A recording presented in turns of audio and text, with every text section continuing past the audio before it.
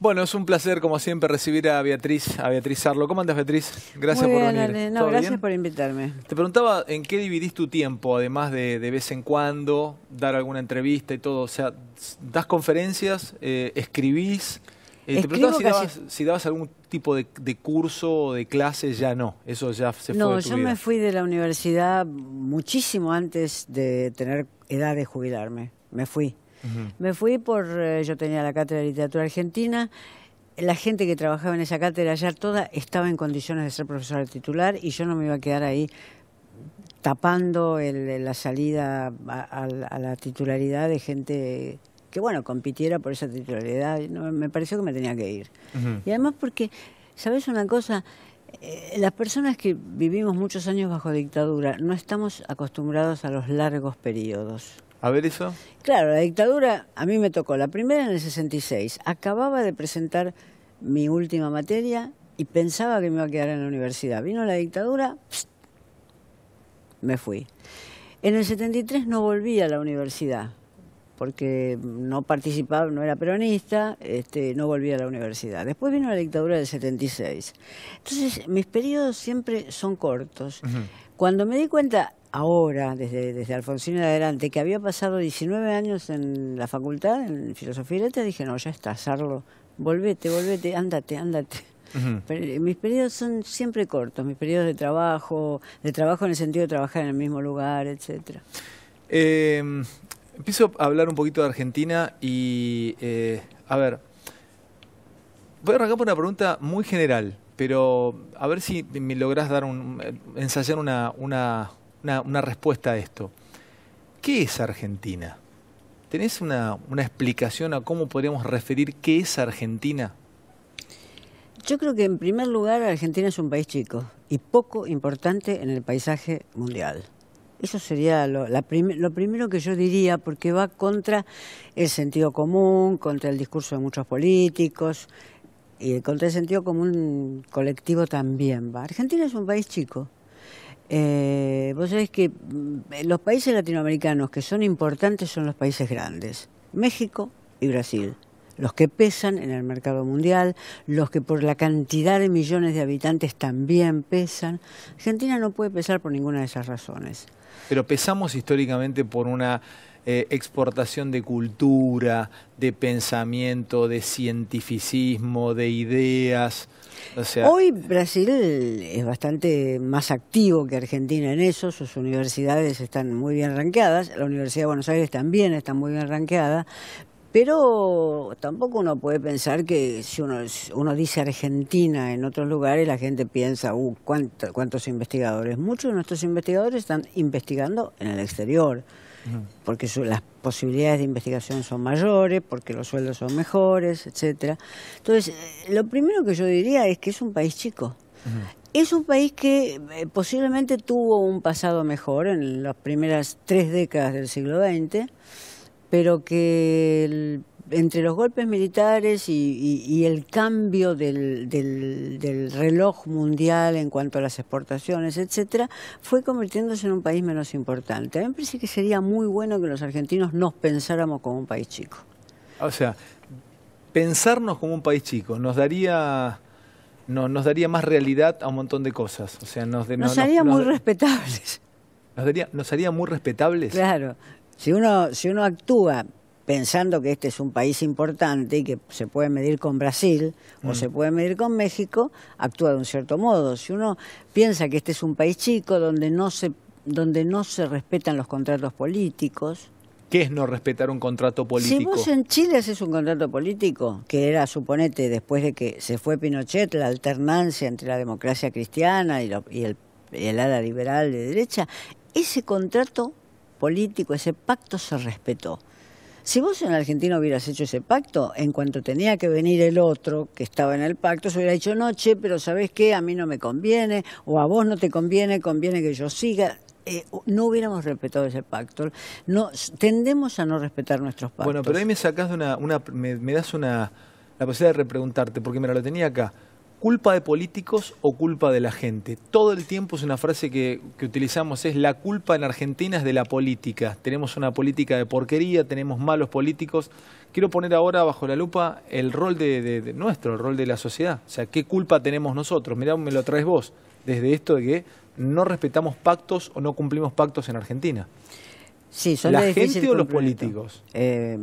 Nosotros, el Los pueblo... los políticos salen de ese suelo del cual estamos hablando, que es la cultura pública argentina. Salen de allí y también son expresivos de ella, aunque en algunos casos la superen por su creatividad, por la creatividad de algunos políticos, etcétera. Pero salen de allí, representan esa cultura. Hay pactos, hay otros pactos que no son políticos que los argentinos tendemos a no cumplir. El pacto impositivo, por ejemplo.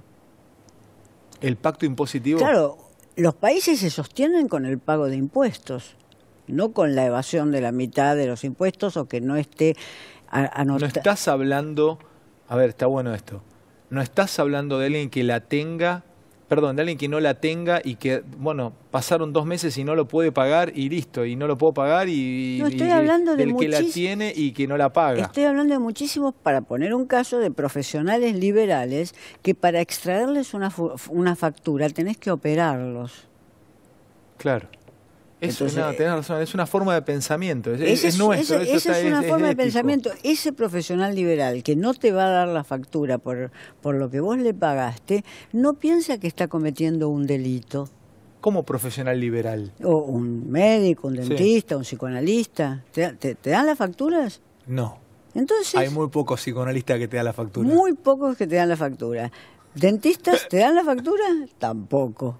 Entonces, los plus que a veces vos pagás... Pero mira, vos ves algo ahí, en ese pequeño acto... Yo veo una tendencia transgresora. Creo que esa tendencia transgresora también nos caracteriza de algún modo. Y entonces no estoy hablando de si se discute si los que ganan más de 50.000 pesos tienen que pagar el impuesto a las ganancias. Estoy hablando de unas capas medias que tienen esa tendencia. Que pueden salir a gastar a Miami, pero que es muy probable que estén anotados como monotributistas en la categoría más baja.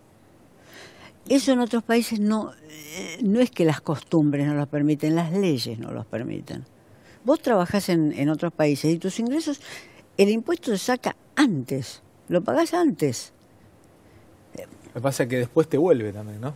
Después te vuelve, claro. Sin duda. Claro. Pero este es la cuestión del huevo y la gallina. En algún lado hay que cortarla. Y yo prefiero que se corte creando una moral impositiva. Creando una moral impositiva. Creando una moral impositiva. En el último tiempo hemos visto cómo las dos principales fuerzas, aunque algunos dicen que hay una alternativa federal que también se acerca, tienen mucho de religión en aquellos que los van a votar. O sea, hay creencia en seguir casi religiosamente o a Cristina o a Macri o los votantes de Cambiemos, sea Macri o sea que sea, va a ser Macri, pero que es como que la política se llenó de religión y la religión se llenó de política. O sea, el propio Papa es un Papa muy político, pero vamos a hablar de los partidos políticos, como que tienen una característica que antes era visto vos podías seguir a un líder religioso. Siguen a los líderes de las dos principales fuerzas en Argentina como si fuesen, creo, así lo encuentre, robando o así me reviente económicamente, yo lo voy a votar. ¿Hay alguna explicación a eso? Yo no sé si está sucediendo de ese modo. Habría que ver qué está sucediendo. No me cabe la menor duda que el 30%, el 28% de los más pobres de la Argentina tienen su última memoria feliz del gobierno de Cristina, que viene desde el gobierno de Néstor Kirchner. Su última memoria de felicidad, de sentirse incorporados, aunque eran tan pobres como ahora, pero de sentirse incorporados. Pero si eran tan pobres como ahora, ¿cómo se sentían incorporados? Se sentían incorporados porque se sentían incorporados por un discurso, y se sentían incorporados por el liderazgo de algunas personas. por más que no te incorpore el bolsillo o darte un gusto más. Sí, bueno, y también hay que ver que desde Duhalde en adelante se pusieron todos los subsidios a la pobreza, al desempleo, etcétera, que eso fue de Duhalde en adelante, no fue invención ni de Néstor ni de Cristina, sino que fue la forma en que la Argentina salió de la crisis del 2001. Yo creo que la gente que está en condiciones de extrema pobreza no se va a sentar a la mañana a filosofar. No es así, no es posible, no es que no pueda filosofar, no está en condiciones materiales. ¿Pero piensa el voto? El voto tiene características, uno podría decir, más tradicionales. Tradicionales no porque voten peronista como si estuviéramos en 1973, sino tradicionales en periodos más cortos. El último dirigente que en un partido se sintieron interpelados, se sintieron escuchados, se sintieron... Este elemento está.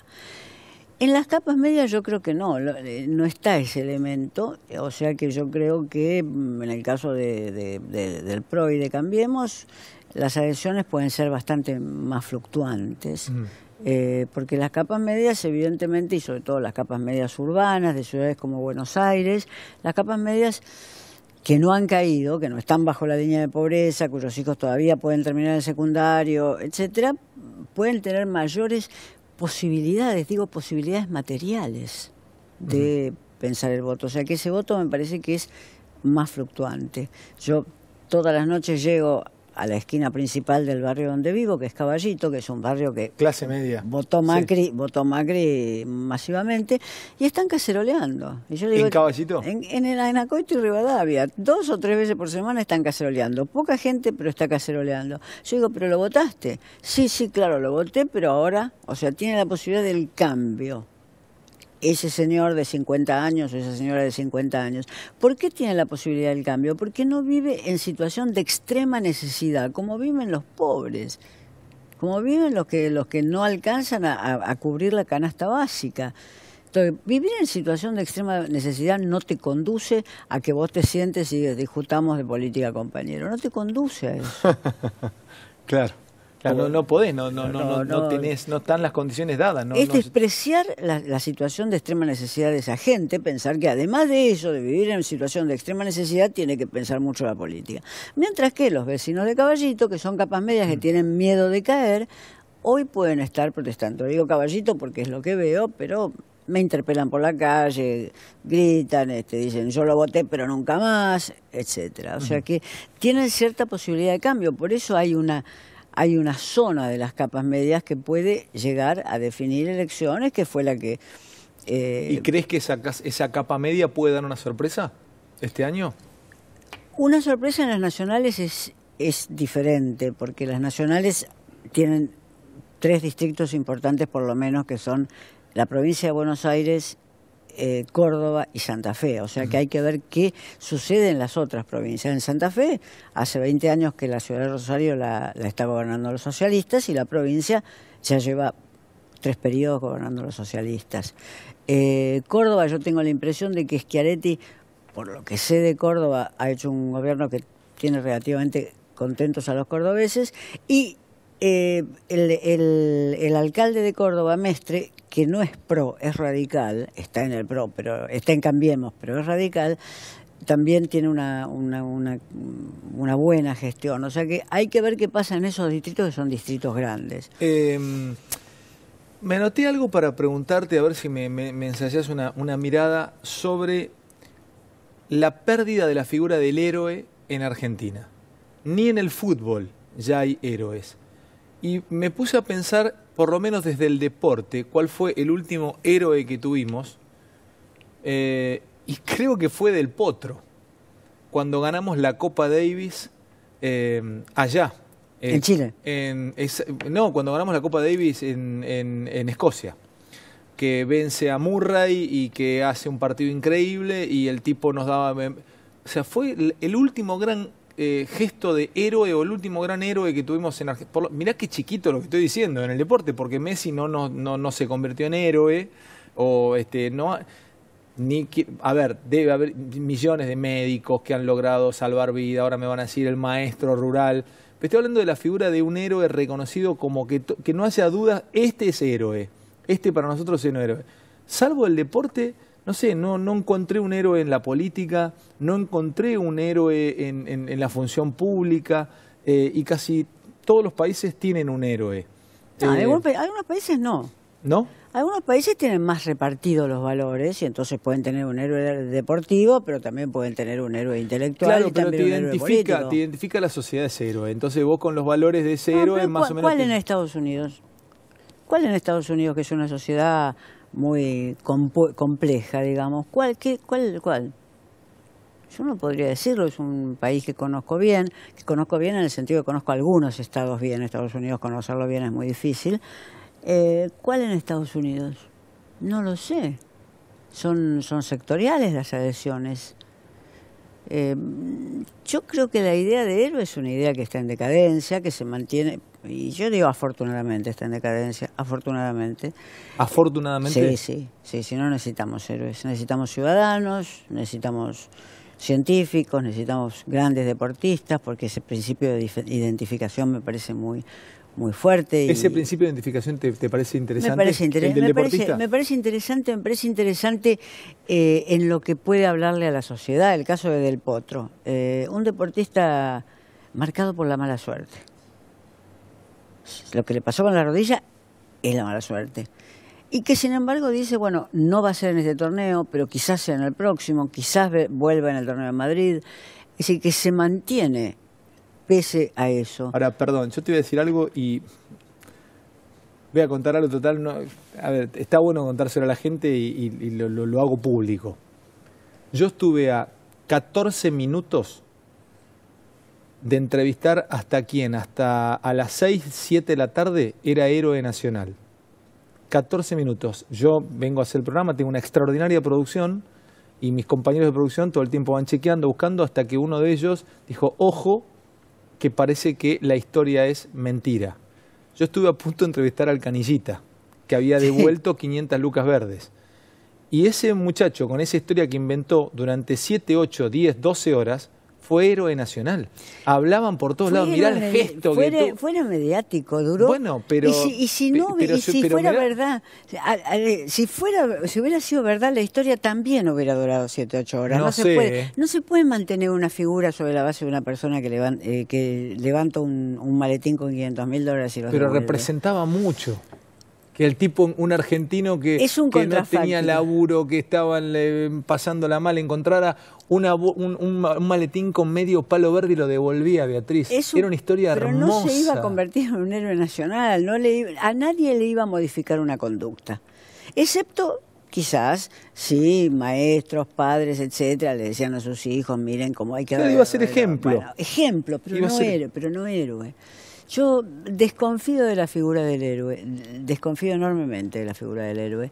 Él hace un ejemplo, si era cierto todavía la fabulación, buscar esa fabulación ya podría ser un rasgo positivo y no negativo. Buscó una gloria mediática, este señor, buscó una gloria mediática no dándole puñaladas a su mujer, sino...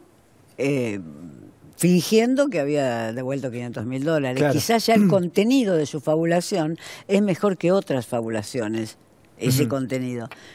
Pero no iba a trascender, se iba a gastar en 15 días como los medios gastan en 15 días. Los medios gastan lo que sea en 15 días. Los medios gastamos lo que sea en 15 días. Es un combustible, claro, es volátil todo. Y sí, vos lees hoy que hace 30 años que pasó lo de Soledad Morales, etcétera, y eso que fue muy impactante y que contribuyó a cambiar la política de las provincias del noroeste, etcétera, a cambiar un poco la política, etcétera, después se fue desgastando. Yo pienso que es mejor no tener héroes ni grandes hechos impactantes, sino más bien una continuidad de conductas. Eso me parece. Una continuidad de conductas me parece más importante. Por eso yo te digo, vuelvo al tema impositivo. Una continuidad de conductas. Me gusta eso que dijiste, tenés razón, una moral y una especie de ética del día a día. Sí. No estamos en la guerra de Troya, estamos en países en la posmodernidad. Nadie es capaz de actos de heroísmo extremos todo el tiempo. No le propongamos eso a la sociedad, actos de heroísmo extremos en todo el tiempo. Porque devolver $500.000 a un pobre es un acto de heroísmo extremo. Entonces, propongamos la honradez. Propongamos la honradez, propongamos la conservación de las... Pero el héroe tenía esos rasgos. Sí, pero, el héroe tenía honradez, tenía valentía. Pero estaban en otras sociedades. Claro, sí, estaba bien, sí, pasó el tiempo. Sí, sí. Con vos puedo hablar de casi todo, ahora vuelvo otra vez a la política, pero déjame aprovecharte un minuto. Se está llevando adelante en Argentina el Congreso de la Lengua. Y estuve viendo los tópicos donde articula, entre otras cosas, la lengua castellana como lengua universal, como una lengua de interculturas. La verdad que esas cosas en Argentina cuando pasan, a mí por lo menos me dio orgullo ver cómo lo llevan adelante, cómo lo organizaron, quiénes están allí hablando, cómo se presentan, los teatros, la manera de presentar, o sea, todo prolijo, todo perfectamente llevado adelante, ¿no? La verdad que me gusta por lo menos lo que vi en Córdoba en estas últimas horas. Pero mi pregunta va acá a esto. ¿Está buena la lengua castellana? ¿Está buena nuestra lengua? ¿Es interesante? ¿Es una lengua interesante? ¿Es una lengua rica? ¿Qué nos puedes contar? ¿Qué me puedes decir de la lengua que hablamos? Las lenguas son lo que son. Son lo que son en el sentido de que es muy difícil que por un acto de voluntarismo vos y yo la cambiemos hoy. A lo mejor vos en la televisión inventás algo que se incorpora rápidamente a la lengua. Algunos de nuestros grandes actores cómicos lo hicieron. Olmedo, por ejemplo, inventaba cosas que se incorporaban rápidamente a la lengua, pero así como se incorporaban, desaparecían. Las lenguas son lo que son instrumentos que están incorporados en nosotros de manera muy profunda. Vos sabés que los lingüistas estudian cómo se empieza a verbalizar, los chicos de meses, cómo empiezan a decir los primeros sonidos, y los primeros sonidos que dicen ya son los sonidos de la lengua que están escuchando. O sea que son implantaciones muy profundas.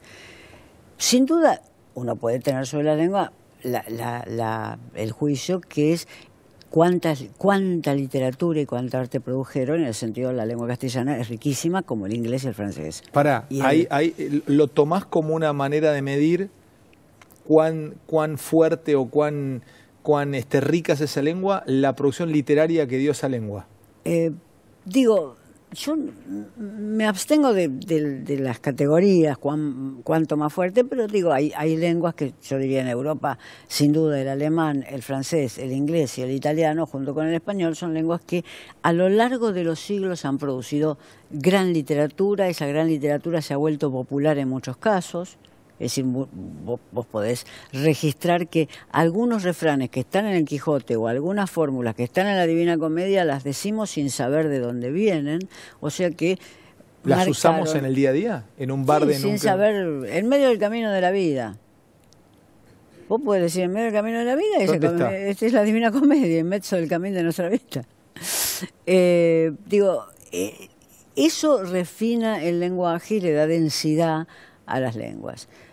No todas las lenguas tienen esa masa de gran literatura que tienen estas lenguas europeas y nórdicas, porque el alemán también lo tiene. O sea que eso es importante, pero yo no me diría tampoco respecto de cuántas obras literarias tiene una lengua, porque a lo mejor vos te encontrás que por las condiciones sociales hay lenguas de pueblos originarios que no tienen grandes producciones literarias escritas. ¿Hablamos bien acá, en Argentina? Todos hablamos bien. ¿Sí? Todos hablamos bien. Quiero decir, lo que podemos hacer es apartarnos de las normas. Los argentinos se apartan de la norma porque junto con algún país de América Central somos los únicos que usamos el voceo. En el resto de América Latina y en España el voceo no se usa, entonces nos apartamos de la norma, y durante mucho tiempo la escuela vivió con mala conciencia eso. ¿Vivió con mala conciencia? Sí. Las maestras tenían que tratar de tú. Hasta la década del 50 las maestras tenían que tratar de tú a los alumnos. Por supuesto que una vez que salían al recreo, las maestras recuperaban un voceo impecable y los alumnos también. El tú se abandonó. No pudieron imponer el tú. De ahí que la lengua es algo que tenés tan profundamente incorporado que no puede imponerse como una rutina de gimnasio. Es decir, vos podés hacer casi, sin convertirte en un bailarín o en un gimnasta olímpico, vos podés hacer casi cualquier desarrollo con tu cuerpo. Con una lengua es más difícil. Es más difícil. Todo el Ministerio de Educación estaba haciendo hablar a las pobres maestras en la década del 30 de tú. Volvían al barrio y empezaban a vocear inmediatamente. No lo sabía, mirá qué interesante para leerlo eso. O sea, Sí, había una bajada de forma de educar. Porque había como una conciencia de que el voceo, que en realidad no es vulgar, es un arcaísmo que quedó del español. No es, el voceo no puede ser considerado una vulgar, sino que el voceo es una forma del español arcaico. El voceo, había una conciencia de que el voceo era una vulgaridad de la lengua. Entonces, no se puede operar sobre la lengua así, no se puede. Beatriz, vos que has enseñado, has tenido años al frente de tu cátedra y has estudiado y seguís estudiando la literatura argentina, ¿qué patrón se repite en la literatura argentina que hoy sigue vigente, tan vigente como en 1862?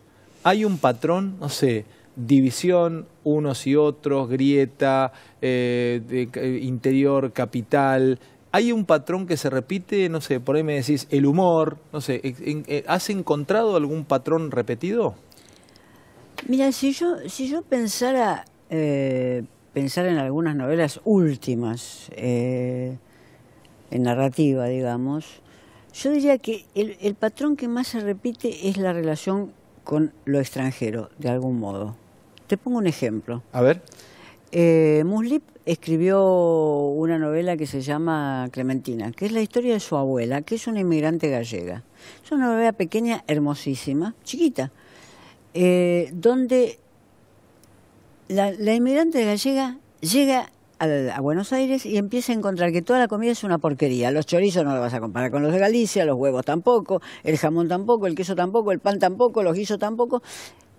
Tiene un conflicto que se expresa en la novela en la comida, se expresa hasta de manera caricaturesca en la comida. Ese es un tema que uno podría decir, no el de la comida, sino el del choque cultural, siendo este un país de mucha mezcla cosmopolita. El del choque cultural es un tema que yo encuentro que está en la literatura argentina, que Borges quiso resolver de mil maneras también.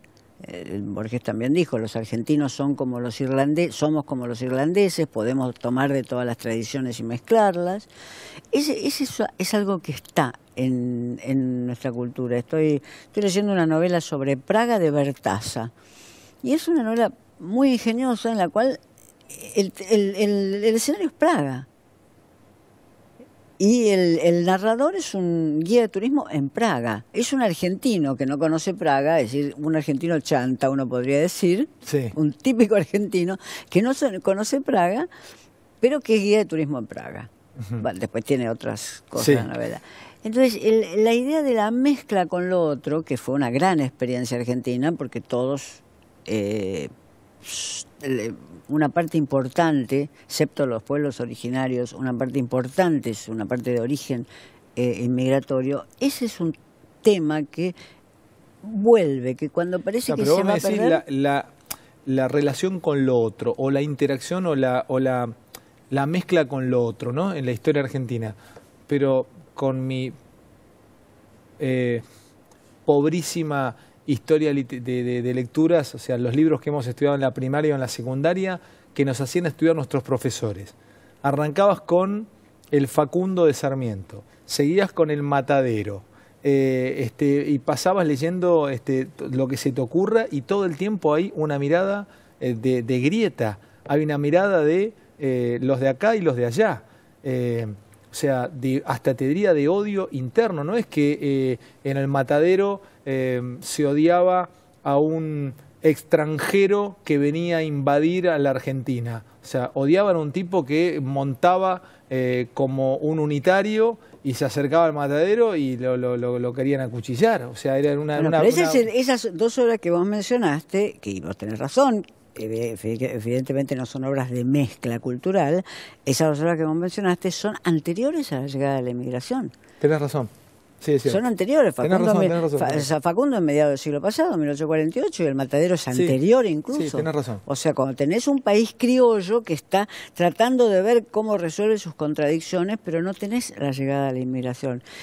Esto que yo más bien te estaba diciendo, que se prolonga hasta hoy, hasta la abuela gallega de la novela de Muslip, que odia los chorizos argentinos y la carne argentina, eso empieza con la literatura, para poner un nombre, que empieza a escribir Roberto Arte en adelante, digamos. Te aprovecho 2 minutos más.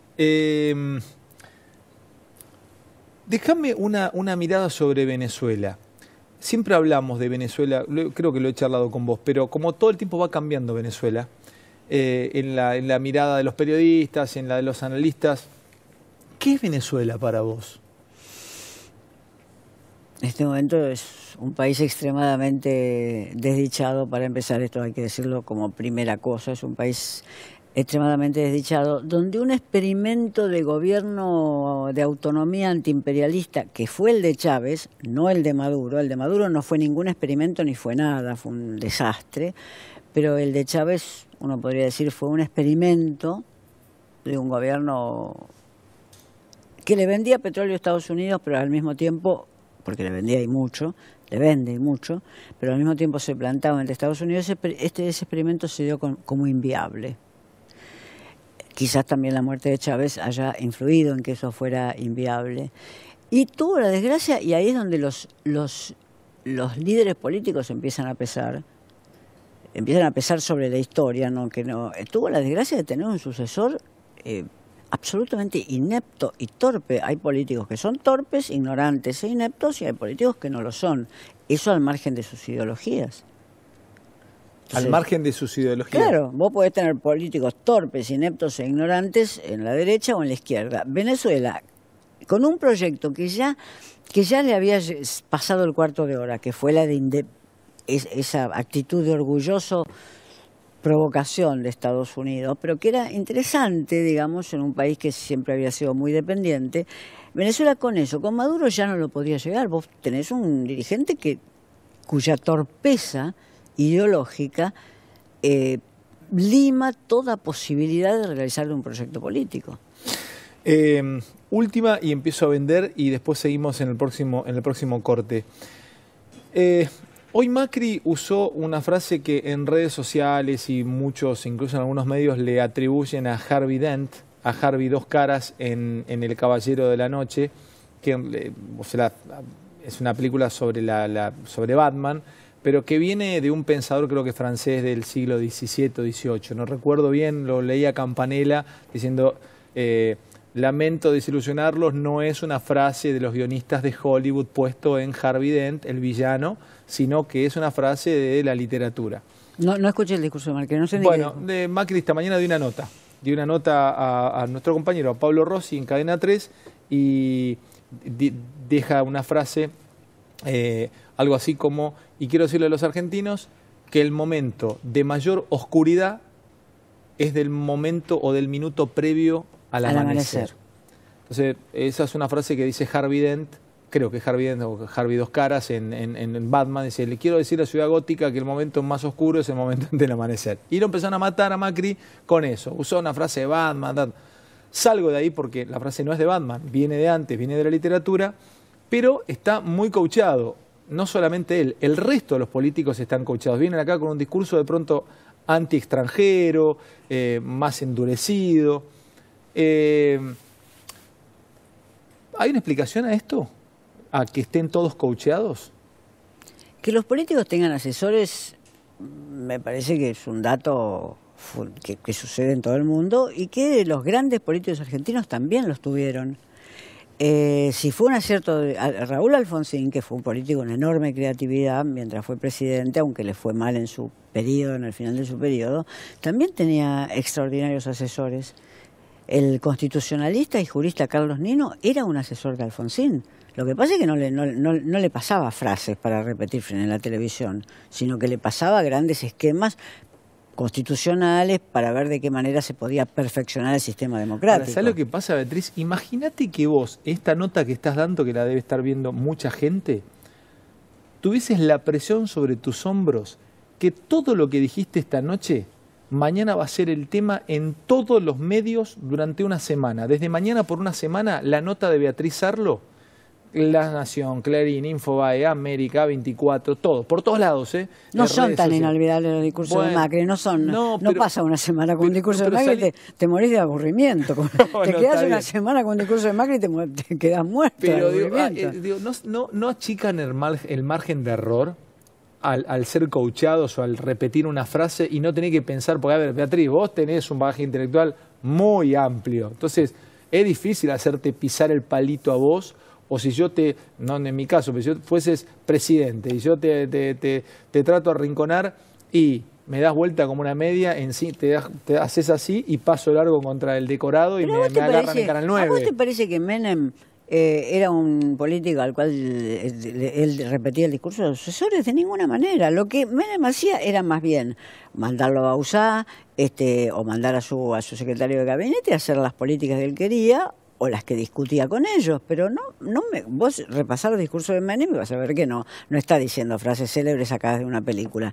No, seguro que no. Menem era un tipo que vos podés situarlo con medidas muy parecidas a este gobierno, pero seguro que no andaba diciendo frases célebres. Tiró la de Sócrates, lo matan todavía ahora y tiró lo de la estratosfera. Justamente eso no marca que tenía asesores. Bueno, por eso mismo, pero lo están gastando, lo gastan 30 años después. Bueno, pero eso marca que no tenía asesores, porque ningún asesor le iba a decir, Menem diga que está leyendo un libro de Sócrates. Eso marca que no tenía asesores. Que decía, como dijo siempre, lo primero que se le venía por la cabeza, y no hacía lo primero que se le venía por la cabeza. Porque cuando él tenía que hacer políticas económicas, lo llamó a Cavallo, cambió sus políticas económicas y lo llamó a Cavallo. Y lo tenía Bauzá ahí en el primer piso de la Casa de Gobierno, definiendo cómo se hacía la política. ¿Vos qué harías, y vendo, Charlie, no? Suponte que es una cosa que no va a suceder, estoy bromeando con esto, lo presento como una hipótesis, como para jugarlo al aire. Tengo 47 años, dentro de un tiempo me llaman y me miden y me ofrecen ser gobernador de Santa Fe. Siendo santafesino me ofrecen. Entonces yo te llamo, te digo, Beatriz, quiero contratarte, quiero por favor que me ayudes, te admiro, te respeto, ayúdame con los discursos. No, yo te diría que no ayudo a nadie que no haya hecho la carrera política. Y te voy a dar un ejemplo, para que entiendas lo que quiero decir. Frank Sinatra no quiso ser gobernador de California ni de Nevada, quiso que Kennedy fuera presidente de la República. Y si le hubiera resultado algo fácil a Sinatra, hubiera sido ser gobernador de Nevada, donde controlaba todos los casinos.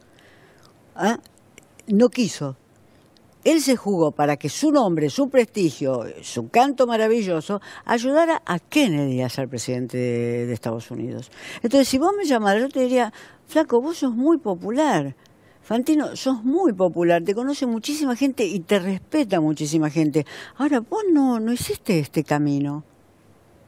Alguna vez tenemos que normalizarnos a eso. No podemos vivir esperando que aparezcan ángeles de la guarda caídos del cielo. O sea, Tinelli es una muestra de esto.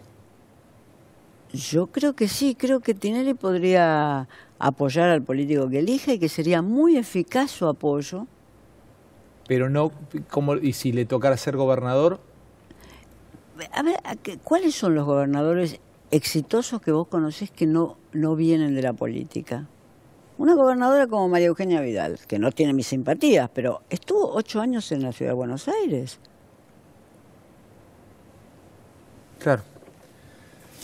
Bueno, vendo y sigo un ratito con vos. Te decía que cada vez que venís te robo algo, me hago el sonso y te leo lo que estás leyendo, sé lo que está. Y la última vez te estabas leyendo Salambó, de Flaubert. Pero, ¿seguís leyendo todo el tiempo? O sea, sí, leo todo el tiempo. Cuando no escribo, leo. ¿Novelas lees o ensayos? Sí, leo novelas. Digamos, ahora hay un escritor que están traduciendo Eterna Cadencia en la Argentina y que me parece un escritor fenomenal, norteamericano, se llama Stephen Dixon. ¿Qué escribe? Tiene una novela que se llama Autopista o Carretera, que es un accidente en una carretera donde un padre va con sus 2 hijas y hay un accidente terrible en una carretera y después es toda la llegada al hospital, 400 páginas. o 300 y pico. ¿Sí? Es como Salambo. Eso es como ya cuando leíste todo, ya, ¿viste? Es como decir el tipo que ya... Y Salambo también, o vos tenés que... tampoco la lees en los colectivos. Vale la pena leer la de Dixon. Y ahora acaba de aparecer un libro de cuentos de él. Lo traduce Eterna Cadencia. Vale la pena. Sí, leo todo el tiempo. Se hizo Hoy me comentaron, pero no sé si lo entendí bien. Se hizo una recopilación de toda la historia de la literatura argentina y le dedicaron o le dieron un tomo a Macedonio Fernández y dejaron afuera en el siglo XX a Borges. Tiene un tomo Borges. Ah, tiene un tomo Borges también. Tiene un tomo Borges. Si es la historia de la literatura argentina, yo estoy pensando que coordinó Noé Gitric y cada tomo tuvo una dirección. Sí. Yo escribí en el tomo de Borges.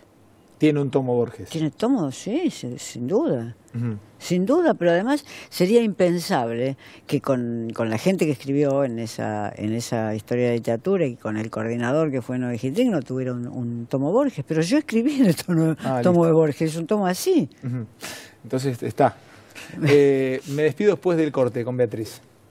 Bueno, Beatriz, ha sido un placer. ¿Estás escribiendo algo? ¿Ahora estás por sacar algo? No, saqué un libro el año pasado. Sí.